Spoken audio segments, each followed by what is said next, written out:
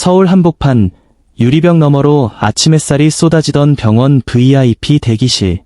저 여자 뭐예요? 더러워 죽겠네. 여기 VIP실이에요. 이 여자 좀 치워주세요. 차가운 목소리가 공기를 가르며 떨어졌다. 하얀 코트를 걸친 여인들의 눈빛이 한 방향으로 쏠렸다. 그 끝에 검은색 청소 유니폼을 입고 걸레를 쥔 여자가 있었다. 고개를 숙인 채 쓰레받기를 들고 있던 그녀, 이정순. 늙은 손등에 핏줄이 솟아 있었지만 그 손은 묵묵히 일을 이어갔다. 그 순간 대기실 안에 있던 몇몇 사람들의 비웃음이 섞여 번졌다. 요즘은 아무나 VIP층에 들이나 봐요. 마치 그녀의 존재 자체가 이곳의 공기를 더럽힌다는 듯이. 편견의 벽은 그렇게 두껍고 눈에 보이지 않게 사람을 숨 막히게 했다. 정수는 숨을 삼켰다. 어차피 매일 겪는 일이었다. 이 병원에서 일한 지 7년, 누구도 청소부의 이름을 불러주지 않았다. 그저 아줌마 또는 거기어였다. 하지만 오늘 그녀는 그저 쓰레기를 비우고 걸레질만 하러 온 게 아니었다. 이곳에 들어온 이유는 따로 있었다. 대기실 한쪽, 병원 측이 특별히 준비한 통역석이 비어 있었다. 잠시 후 중동에서 날아온 회색 수트를 입은 중년 남성이 도착했다. 그는 이 병원과 수백억 규모의 협력 계약을 앞둔 인물이었다. 그러나 통역 담당자가 갑작스러운 사고로 결석했고 모두가 당황했다. 대표와 이사진이 속삭이며 서로의 눈치를 보았다. 영어는 좀 하는 사람 없어요. 그 순간 그 자리에 있던 모든 시선이 다시 한번 정순에게 향했다. 비웃음이 번졌다. 설마 저 아줌마가? 정순은 걸레를 내려놓았다. 그리고 또렷하게 말했다. 직업은 당신을 정의하지 않는다. 당신의 선택과 용기가 당신을 만든다. 그 한 문장에 대기실의 공기가 얼어붙었다. 아까까지 그녀를 무시하던 사람들이 동시에 눈을 크게 떴다. 그녀의 발음은 유창했고 억양에는 단 한 점의 주저함도 없었다. 사람들은 몰랐다. 이정순이 수십 년 전 미국에서 통역사로 일하며 수많은 생과 사의 현장을 지켜본 사람이라는 것을. 그리고 오늘 그 숨겨진 과거가 드디어 이곳에서 드러날 날이라는 것을. 이날 이후 이 병원 VIP실의 사람들은 결코 잊지 못할 한 장면을 목격하게 될 것이다. 편견 속에서 짓눌렸던 한 사람이 어떻게 품격과 실력으로 모든 것을 뒤집는지를. 이정수는 매일 새벽 4시 40분에 눈을 떴다. 서울 동작구에 오래된 다세대 주택 4층, 부서진 보일러와 삐걱거리는 계단이 있는 집. 방 안에는 한쪽 벽을 가득 메운 낡은 책장이 있었는데 그 책장 속에는 먼지가 쌓인 영어 원서들과 번역 교재가 빼곡히 꽂혀 있었다. 한때 그녀의 생업이자 자부심이었던 것들. 하지만 지금 그녀의 하루는 고무장갑과 쓰레기 봉투로 시작했다. 병원 청소부라는 직함은 그 책장 속 영어 사전과는 너무나도 멀리 떨어져 있었다. 이 일을 시작한 지 7년, 그녀는 이곳에서 한 번도 이름으로 불린 적이 없었다. 그저 아줌마 혹은 청소하는 분이었다. 그녀가 병원에 들어오게 된 이유는 단순히 생계 때문만이 아니었다. 이 병원에는 오래전부터 그녀와 얽힌 한 사람이 있었다. 그 이름을 꺼내는 것만으로도 마음속 깊은 곳이 쑤셔왔지만 정수는 참아왔다. 2005년 정수는 미국 워싱턴 DC에서 전문 의료 통역사로 일하고 있었다. 그녀는 한국어, 영어, 아랍어까지 유창하게 구사했다. 전쟁 지역에서 온 환자들을 통역하며 그들의 두려움과 고통을 언어로 옮기는 일을 했다. 당시 그녀의 별명은 세계의 언어로 생명을 구하는 여자였다. 그녀는 한 예과 의사와 결혼해 한국으로 돌아왔다. 하지만 남편이 병원 내 정치 싸움에 휘말려 교통사고로 세상을 떠나면서 모든 것이 무너졌다. 남편의 죽음 뒤 그녀는 의료계와 완전히 등을 돌렸다. 그리고 사람들의 시선이 닿지 않는 곳, 가장 낮은 자리에서 일하기로 했다. 서울대학병원 VIP층은 일반 병동과 완전히 다른 세계였다. 벽지는 부드러운 베이지 톤, 바닥은 고급 대리석, 대기실에는 수입 원목 가구와 값비싼 커피 머신이 놓여 있었다. 환자들은 대기업 회장, 정치인, 해외 부호들이었고 그들을 돌보는 엄마 모임이라 불리는 부유층 아내들의 네트워크가 존재했다.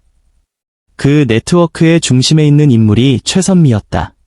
그녀는 젊은 시절부터 주변 사람들을 서열로 나누는 데 능했고 특히 학창 시절부터 마음에 들지 않는 사람을 은근하고 치밀하게 괴롭혔다.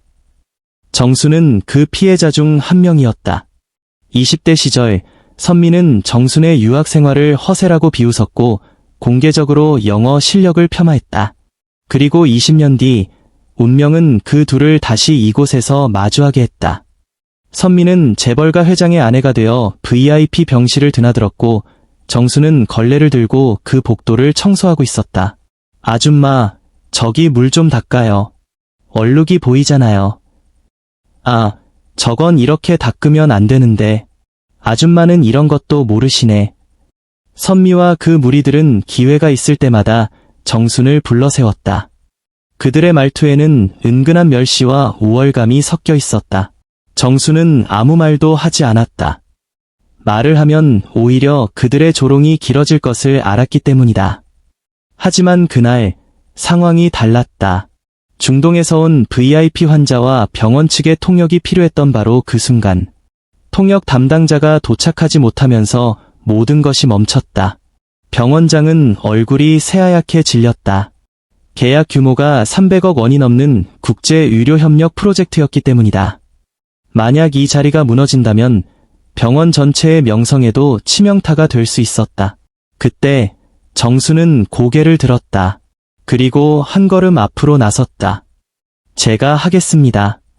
순간 대기실 안이 얼어붙었다. 선미의 입가에 비웃음이 스쳤다. 아니, 웃기고들 있네. 청소부가 통역을. 하지만 정순의 표정은 흔들리지 않았다. 그녀의 눈빛에는 오히려 오래 참아온 무언가가 차오르고 있었다. 정순의 목소리는 낮지만 단호했다. 제가 하겠습니다. 순간 VIP 대기실의 공기가 묘하게 흔들렸다. 병원장은 당황스러운 눈빛으로 그녀를 바라봤고 몇몇 간호사는 믿기지 않는다는 표정을 지었다. 그들 모두 알고 있었다. 정수는 청소부였다.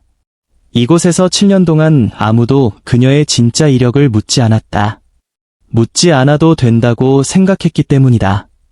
아줌마, 이게 장난입니까? 최선미가 먼저 입을 열었다. 그녀의 말투에는 늘 그렇듯 은근한 비아냥이 섞여 있었다. 중동 VIP랑 얘기하려면 아랍어를 해야 하는데 아줌마가 그거 할 줄 아세요. 뒤따라 있던 다른 엄마 모임 회원들이 킥킥 웃었다. 정수는 웃지 않았다. 예, 할 수 있습니다. 짧은 대답이었지만 그 안에는 묘한 무게가 실려 있었다. 병원장은 초조했다. 예정된 통역사는 한강 다리 근처에서 교통사고로 막혀 있었다. 도착하려면 최소 1시간. 하지만 VIP 환자는 지금 이 순간 통역이 필요했다. 그때 중동 VIP 환자의 수행비서가 불편한 기색으로 물었다. 통역은 어디 있습니까? 병원장은 숨이 막히는 듯 잠시 말을 잇지 못했다. 정순이 나섰다. 제가 통역입니다. 지금 시작할 수 있습니다. 그 순간 VIP 수행비서의 표정이 바뀌었다. 그의 눈에 잠깐 놀라움과 호기심이 스쳤다. 그러나 선미는 그 장면을 보고 더 크게 웃었다. 아, 이제 청소부가 아랍어까지 한대. 다음엔 뭐요? 수술도 하실래요? 다른 회원들도 그 말에 따라 웃음을 터뜨렸다. 그러다 환자한테 욕하는 거 아니에요. 저 발음 진짜 맞아요? 그냥 뭔가 흉내내는 것 같은데. 정수는 그들의 웃음을 듣고도 표정 하나 변하지 않았다. 하지만 그 침착함이 오히려 선미를 더 자극했다. 병원장님, 이건 말도 안 돼요. 병원 체면이 걸린 자리에 청소부를 세운다고요? 언론에라도 알려지면 어떡하시려고. 병원장은 여전히 갈등했다. 하지만 정수는 곧장 환자 쪽으로 걸어갔다. 그리고 유창한 아랍어로 인사를 건넸다. 만나 뵙게 되어 반갑습니다. 그 순간 환자의 표정이 활짝 펴졌다. 그는 짧게 답했다. 고맙습니다.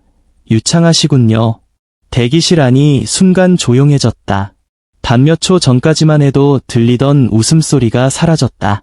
통역이 시작되자 선미와 그 무리는 병원 대기실 한쪽에 모여 소곤거렸다. 발음이 진짜네. 그래도 청소부잖아.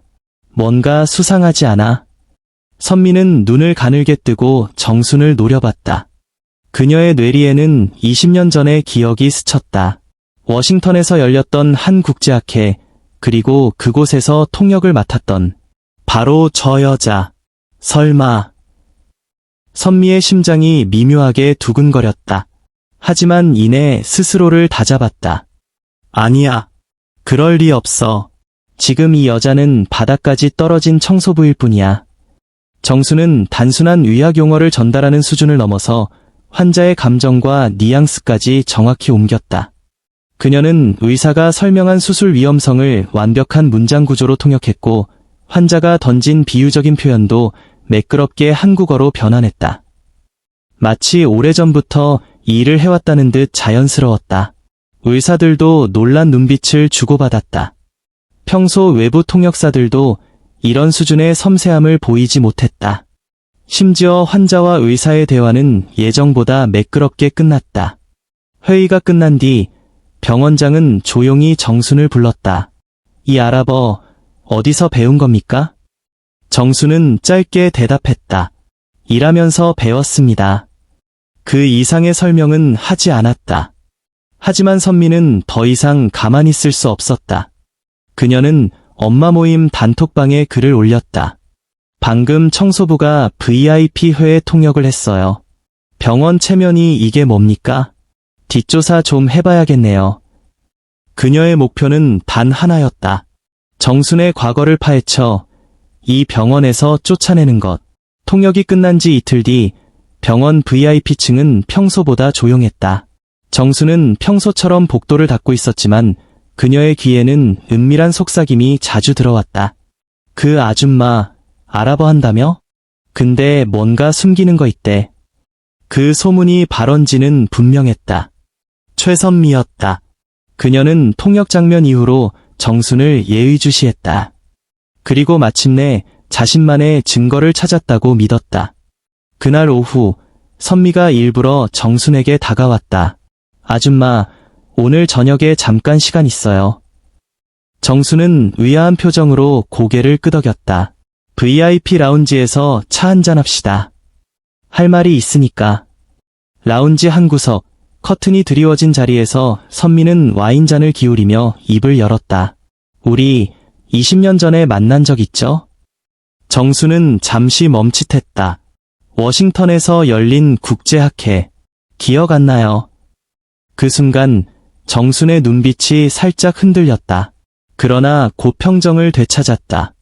그런 자리에는 여러 번 갔었습니다. 선미는 비웃었다. 그래요. 근데 그때 당신 통역사였죠. 그 잘나가던 통역사가 왜 지금 여기서 걸레질을 하는 거죠? 뭔가 있었던 거 아니에요. 정수는 대답하지 않았다. 그녀의 머릿속에는 남편의 장례식 날이 떠올랐다. 비가 쏟아지던 오후, 병원 로비에서 들려온 속삭임. 그 의사, 결국 사고로 갔대. 아내가 외국 여자라더니 뭐가 있었나 봐. 그 순간부터 그녀는 자신을 향한 시선이 바뀌는 것을 느꼈다. 남편의 명예를 지키고 싶어도 아무도 그녀의 말을 듣지 않았다. 결국 그녀는 모든 것을 버리고 사라졌다. 하지만 이번엔 달랐다. VIP 회의에서의 통역 이후 병원장은 은밀히 그녀를 불러 감사 인사를 전했다. 그날 덕분에 계약이 성사됐습니다. 감사드립니다. 그리고 작은 봉투를 내밀었다. 이건 제 개인적인 마음입니다. 정수는 봉투를 받지 않았다. 감사하지만 저는 제 일을 했을 뿐입니다. 그 대답에 병원장의 눈빛이 잠시 바뀌었다. 그녀의 품격과 절제는 돈으로 살 수 없는 것이었다.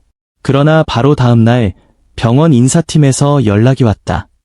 정순 씨, 오늘 퇴근 후 잠깐 인사팀으로 와주세요. 회의실 문을 열자 인사팀장과 최선미, 그리고 병원 법무팀 변호사까지 있었다. 책상 위에는 한 뭉치의 서류가 놓여 있었다. 이게 뭔지 아세요? 정수는 서류를 집어들었다. 그 안에는 사기 전과 기록과 노인 대상 재산 갈취 혐의가 적혀 있었다. 발급처에는 지방경찰청의 도장이 찍혀 있었다. 이게 사실입니까? 인사팀장이 물었다. 정수는 담담하게 고개를 저었다. 전 그런 적 없습니다. 이건 조작입니다. 선미가 비웃었다. 경찰 기록이 조작이라고요? 너무 뻔뻔한 거 아니에요. 정수는 차갑게 그녀를 바라봤다. 누군가 날 쫓아내기 위해서 만든 서류군요. 회의는 결론 없이 끝났지만 그날 이후로 정순을 대하는 병원 사람들의 시선은 미묘하게 변했다. VIP층의 일부 간호사들은 그녀를 피했고 엄마 모임 회원들은 노골적으로 그녀를 무시했다. 심지어 몇몇 환자 가족조차 그녀가 청소하는 모습을 곱지 않은 눈으로 바라봤다. 희망이 보였던 하루는 하루 만에 절망으로 바뀌었다. 하지만 정수는 포기하지 않았다. 그녀는 진실을 밝히기로 했다. 며칠 뒤 병원 지하 보관실에서 오래된 인사기록을 정리하던 정수는 우연히 한 서류를 발견했다. 거기에는 1990년대 중반 이정순이라는 이름과 함께 해외 의료봉사단 통역사 명단이 기록되어 있었다. 그 명단에는 병원 설립자의 이름, 그리고 현재 회장님의 서명이 있었다. 그녀의 가슴이 세차게 뛰었다. 이건 단순한 과거 기록이 아니었다. 이 병원의 뿌리와 자신의 진짜 연결고리를 증명할 수 있는 실마리였다. 그러나 바로 그 순간 누군가 보관실 문을 열었다. 여기서 뭐 하세요? 어둠 속에 선미의 실루엣이 나타났다. 그녀의 눈빛에는 노골적인 저기가 서려 있었다. 며칠 후 병원 VIP 라운지에는 특별한 자리가 마련됐다. 회장 최범석이 해외 거물 투자자와의 저녁 미팅을 직접 주재하기로 한 것이다. 이 자리는 병원과 재단, 그리고 향후 10년의 미래를 좌우할 중요한 협상 자리였다. 정수는 평소처럼 테이블 세팅과 주변 청소를 맡았다. 그녀의 손놀림은 차분했지만 마음 한구석에서는 심장이 뛰었다. 오늘 밤 그녀는 모든 것을 되돌릴 기회를 잡을 수도 있었다. 회의가 시작되기 전 최선미가 정순을 부른다. 아줌마, 이거 회장님께 드리는 특별 메뉴니까 직접 서빙해요. 전복죽이니까 실수 없이. 정순의 눈썹이 미세하게 움직였다. 전복죽. 며칠 전 약사에게 들었던 말이 떠올랐다. 심장약과 전복은 절대 같이 드시면 안 됩니다. 부작용이 심각해요. 그녀의 손끝이 차갑게 식었다. 혹시 선미가 음식이 회장 앞에 놓이려는 순간 정수는 재빨리 손을 뻗어 그릇을 막았다. 회장님, 이건 드시면 안 됩니다. 순간 라운지 안의 모든 시선이 그녀에게 쏠렸다. 뭐 하는 거예요? 선미가 노발대발했다. 정수는 차분하게 말했다. 회장님께서 복용 중인 심장약과 전복은 치명적인 상호작용을 일으킵니다. 이건 회장님의 건강을 해칠 수 있습니다. 회장은 잠시 정순을 바라보다가 조용히 비서를 불렀다. 김 비서, 한식당 계절의 최 셰프에게 전화해.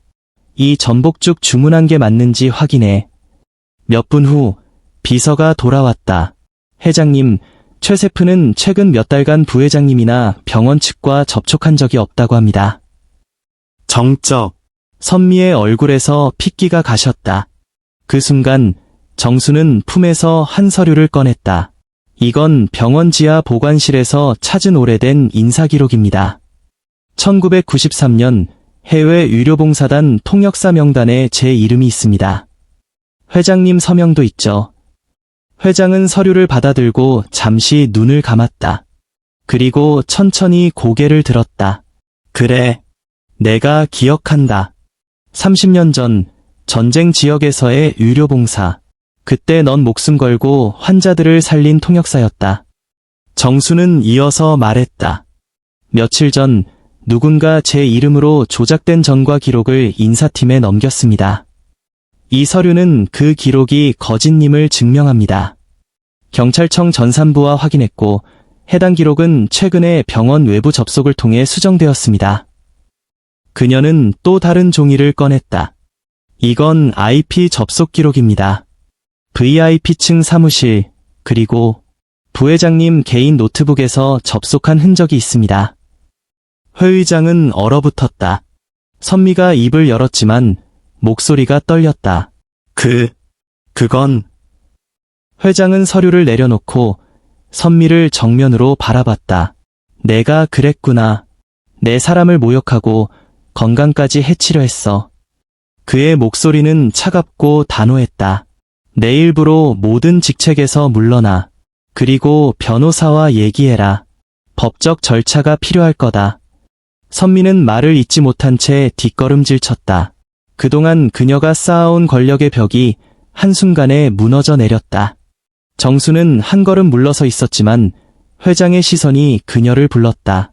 이정순 씨. 아니, 내가 부르는 이름은 따로 있다. 그의 목소리가 낮아졌다. 수진아. 순간 정순의 눈이 크게 떴다. 그 이름은 그녀가 기억 속 어딘가에서 잃어버린, 그러나 결코 낯설지 않은 소리였다. 회장은 조심스럽게 주머니에서 작은 종이를 꺼냈다. DNA 검사 결과다. 99.9% 확률로 너는 내 딸이다. 순간 숨이 막히는 듯한 정적이 흘렀다. 그리고 마침내 정순의 눈에서 눈물이 흘렀다. 아버지. 그 한마디가 떨어지는 순간 편견의 벽이 산산조각났다. 절망 위에 희망이 피어올랐다. 30년을 돌아온 기적이었다. 며칠 뒤 병원 로비에는 이른 아침부터 많은 사람들이 모였다. VIP층 사건 이후 회장 최범석은 즉시 병원 전 직원을 소집했고 기자회견을 열기로 했다. 정수는 깨끗한 간호사 유니폼을 입고 로비 한쪽에 서 있었다. 이제 그녀는 청소부가 아니었다.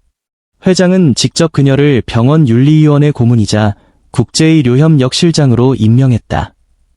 회장은 기자들 앞에서 마이크를 잡았다. 며칠 전 우리 병원 VIP층에서 직원 한 명이 심각한 모욕과 부당한 대우를 받았습니다.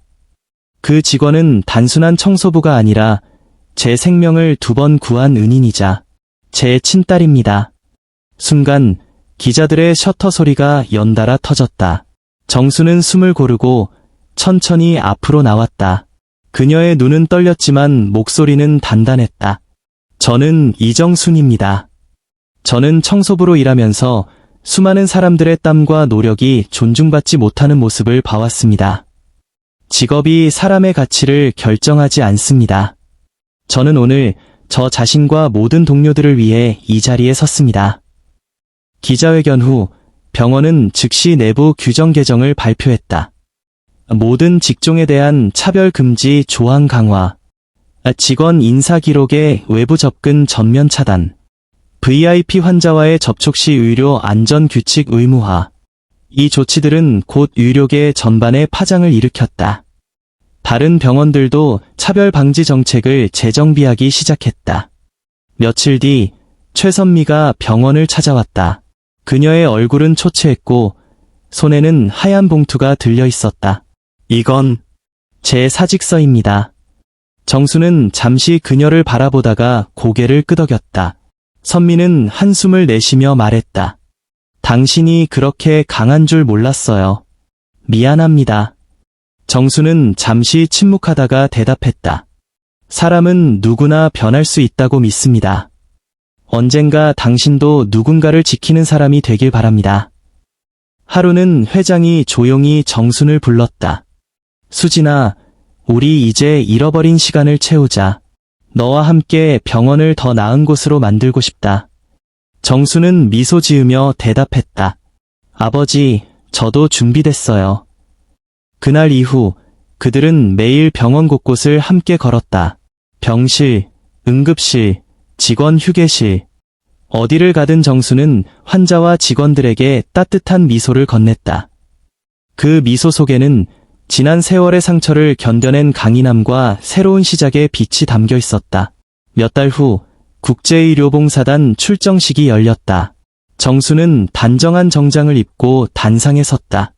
저는 30년 전 전쟁터에서 생명을 살린 그날을 잊지 않았습니다.